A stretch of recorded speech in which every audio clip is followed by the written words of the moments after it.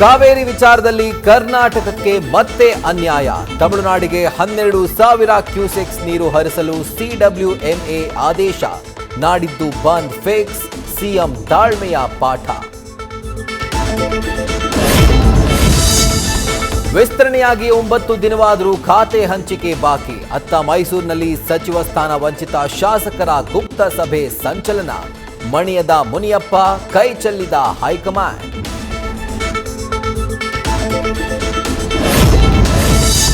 ಸಂಪುಟಕ್ಕೆ ನಾಗೇಂದ್ರ ಎಂಟ್ರಿ, ಸಿಎಂಗೆ ಧರ್ಮ ಸಂಕಟ.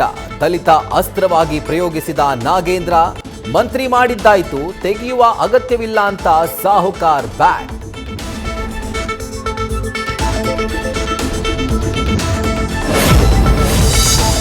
ನಟ ದರ್ಶನ್ಗೆ ಮಾಫಿ ಸಾಕ್ಷಿಯ ಸಂಕಷ್ಟದಿಂದ ತಾತ್ಕಾಲಿಕ ರಿಲೀಫ್. ಆಗಸ್ಟ್ 18ರವರೆಗೂ ಪ್ರದೋಷ್ ಹೇಳಿಕೆ ದಾಖಲಿಸಲು ಕೋರ್ಟ್ ಬ್ರೇಕ್. ಹೈಕೋರ್ಟ್ ಮೊರೆ ಹೋಗಲು ಪ್ಲಾನ್.